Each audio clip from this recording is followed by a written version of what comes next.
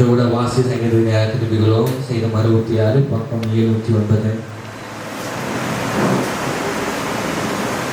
இந்த சங்கீதத்தில் வந்து என்ன ராகத்தலைக்கு ஒப்புவிக்கப்பட்ட சங்கீதமாக பாட்டு இருக்கு. இந்த சங்கீதத்தோட தலைப்பு என்னன்னா, கடவுள் தேவனிடத்துல வந்து தாவீது கேட்கிறாரு, கடவுளின் மகத்துவம், ரட்சிப்பு, அவரோட விசுவாசத்துல எப்படி இருக்கிறது, கர்த்தருடைய விசுவாசத்துல அவரோட எப்படி இருக்கிறது, அவரை பற்றி எப்படி அவரோட தெரிஞ்சு கொள்றதுன்னு இருக்குது. முதல்ல 1 முதல் 4 வசனம் வரைக்கும் எல்லா பூமியும் தேவனை துதிக்க வேண்டும். 5 முதல் 7 வசனம் தேவனுடைய செயல்களில் இரவு கூறுதல். 8 முதல் 12 வரை சோதனைகள் மூலம் சுத்திகரிப்பு. 13 முதல் 15 வரை நன்றி காணும்படி. 16 முதல் 20 தனிப்பட்ட சாட்சியா இருக்கு.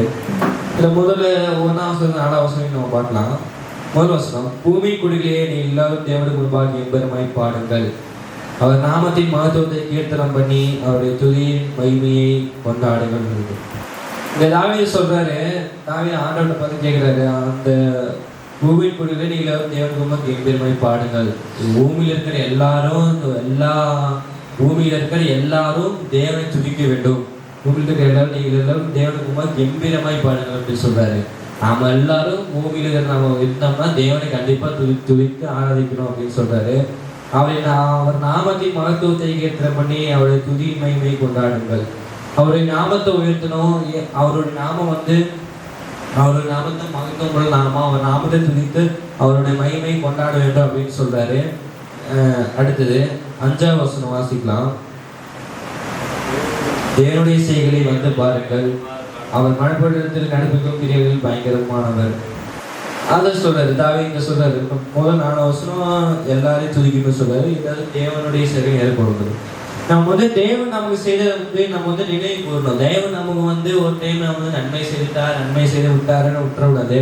அதை நம்ம நினைவு கூர்ந்து தேவனுடைய செயலை வந்து பாருங்கள், அவர் மனப்படத்தில் நடப்பிகள் பயங்கரமானவர் இருக்கும்.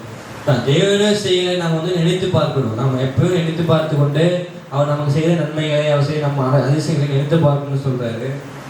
அடுத்து 7ஆம் வசனம், அவர் தம்முடைய வல்லமையினால் என்றென்றைக்கும் அரசாளுகிறார், அவருடைய கண்கள் ஜாதிகள் மேல் நோக்கமாக இருக்கிறது, துரோகிகள் தங்களை உயர்த்தால் இருப்பார்களாக. அவர் தம்முடைய வல்லமையினால் என்றென்றைக்கும் அரசாளுகிறார், அவருடைய கண்கள் ஜாதிகள் மேல் நோக்கமாக இருக்கிறது. அவருடைய கண் எப்பவுமே நம்மளை வந்து நோக்கி கொண்டுதான் இருக்கணும். கடவுள் மேல, நம்ம தேவன் மேல வந்து நம்ம நம்பிக்கை வைத்து அவரோட இருக்கணும். அவர் வந்து நம்மளை வந்து அரசாளுகிறார், அவருடைய கண்கள் எப்போது நம்மை நோக்கி கொண்டு இருக்கிறதுன்னு நம்ம நினைச்சிருக்கணும். நம்மளை வந்து நம்ம உயர்த்தி கூடாது. நம்ம வந்து நம்ம தேவனிடத்துல இருக்கிறோம் அப்படின்னு நம்ம உயர்த்தி காட்டி கூடாது அப்படின்னு சொல்றாரு. அடுத்தது 9ஆம் வசனம், அவர் நம்முடைய கால்களை தள்ள ஒட்டாமல் நம்முடைய ஆத்மாவை உயிரோடு வைக்கிறார். நம்முடைய கால்களை கர்த்தர் வந்து எதுக்குமே இடர்களுக்கோ எதுக்குமே தப்பு விட்டு எல்லாத்துக்கும் தப்பு விட்டு நம்மளை பாதுகாக்கிறவராக இருக்கிறார்னு சொல்லுது. அடுத்தது 12ஆம் வசனம், மனுஷரை எங்கள் தலையின் மேல் ஏறி போக பண்ணினீர், தீயையும் தண்ணீரையும் கடந்து வந்தோம், செழிப்பான இடத்துல எங்களை கொண்டு வந்து விட்டீர். மனுஷரே எங்கள் தலையின் மேல் ஏறி போக பண்ணினீர். இங்க சொல்றாரு தாவீது, எங்களை வந்து ஆண்டவரே எத்தனையோ பிறந்து எங்களை எதிர்த்து போனாங்க, எங்களை மக்கள் துன்பங்கள் அந்த சோதனைகள் எல்லாம் எதிர்த்து போனாங்க, தீயும் தண்ணீரையும் கடந்து வந்தோம், கெட்டான சூழ்நிலை எல்லாவற்றையும் கடந்து வந்தோம், செழிப்பான இடத்திலே கொண்டு விட்டீர். எல்லாத்தையும் கஷ்டத்துக்கு எல்லாம் கடந்து வந்த ஆண்டவரே, ஆனா உம்மிடத்துல வந்த ஆண்டவரே எங்களுக்கு செழிப்பான இடத்துல கொண்டு விட்டீங்க அப்படின்னு சொல்றாரு. அடுத்து 15ஆம் வசனம், ஆட்டுக்கடாக்களை நெய் புகையுடனே கொழுமையானவளை உமக்கு தகனபலியாகிடுவேன், காளைகளையும் செம்மறி ஆட்டுக்கடாக்களையும் உமக்கு பலியிடுவேன். இங்க தாவீது என்ன சொல்றாருன்னு பாருங்க, நன்றி, கர்த்தருக்கு நன்றி செலுத்துகிறாரு. அவருக்கு வந்து கர்த்தர் நன்மை செய்கிறார், அதுக்கு வந்து நான் தகன பலியா ஆண்டவருக்கு ஆடு கொடுக்குறேன் அப்படின்னு சொல்லி அவருக்கு வந்து தகன பலியாக கொடுக்குறேன், செம்மறி ஆட்டுக்கு உங்க பலியிடுறாரு. கர்த்தர் வந்து தாவீது வந்து அவரிடத்துல பலியிடுறாரு. அடுத்தது 17ஆம் வசனம், அவரை நோக்கி என் வாயினால் கூப்பிட்டேன், என் நாவினால் அவர் புகழப்பட்டார். கர்த்தரை நோக்கி நம்ம கூப்பிடணும். அவர் வந்து நான் அவரை நோக்கி கூப்பிட்டாதான் அவர் நம்முடைய ஜெபத்தை கேட்பார், அவர் நமக்கு செவி கொடுப்பார் அப்படின்னு இருக்கு. அடுத்து கடைசி வசனம், என் ஜெபத்தை தள்ளாமலும் நாங்கள் கிருபை என்னை விட்டு விலகாமலும் தேவனுக்கு ஸ்தோத்திரம் பண்ணதாக. கடைசி தாவீது என்ன சொல்றாரு, இதெல்லாம் சொல்லி முடிச்சு எங்களுக்கு வந்து நாங்கள் வந்து எல்லாரும் தூக்கிட்டு சொன்னாரு முதல்ல. 2வது வந்து தேவனுடைய கர்த்தர் செய்த நன்மைகளை நினைவு கூற சொல்றாரு. அப்புறம் நமக்கு வர சோதனைகள் எல்லாத்துலேருந்து நம்மளை சுத்திகரிச்சிருக்காரு. அப்புறம் வந்து நாம் வந்து நமக்கு நன்றி பலி செலுத்துகிறோம். இதெல்லாம் சொல்லிட்டு கடைசியாக சொல்றாரு, என் ஜெபத்தை தள்ளாமலும் நமது கிருபை என்னை விட்டு விலகாமல் தேவனுக்கு ஸ்தோத்திரம் உண்டாதாக. ஆண்டவரே இயேசுப்பா, உம்மிடத்துல நான் ஜெபத்தை வைக்கிறேன். ஆண்டவரே இயேசுப்பா, அந்த ஜெபத்தை எங்களிலிருந்து தள்ளாமல் ஆண்டவரே இயேசுப்பா, உங்களது கிருபை என்னை விட்டு விலகாமல் இருப்பதாக ஆண்டவரே இயேசுன்னு தாவீது ஜெபிக்கிறாரு.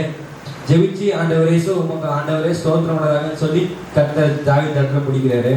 சைடில் நம்ம என்ன தெரிஞ்சுக்கணும்னா, தேவனிடத்துல வந்து நம்ம முதலாவது ஜெபிக்கிறவர்களா இருக்கணும். தேவனுடைய செயல்களுக்கு தேவன் செய்த அற்புதங்களை அதிசயம் நினைவு கூறணும். தேவன் நமக்கு வந்து நாங்கள் என்ன செய்கிறோம் அது வந்து நாம் வந்து நன்றி சொல்லணும். கர்த்தர் வந்து நம்ம நன்மை செய்திருக்கிறா அப்படின்னு அந்த ஆண்டவருக்கு நன்றி சொல்லி அவர்கிட்ட ஜெபிச்ச கர்த்தர் நம்ம நன்மையான செய்வார். சங்கீதத்தை வந்து உங்களையும் என்னையும் ஆசிரிப்பார். இப்போ கூட தேவனுடைய வார்த்தைக்கு நாம் ஜெபிக்கலாம். நம்ம பாசமாக ஜெபிப்போம். தேவி பாஸ்கரையா வந்து ஜெயிப்போம். சோதரிக்கிறோம், துதிக்கிறோம், வாழ்த்துகிறோம், மகிமைப்படுத்துகிறோம். நல்ல காலை வேலைக்காக நன்றி தெரிவிக்கிறோம்.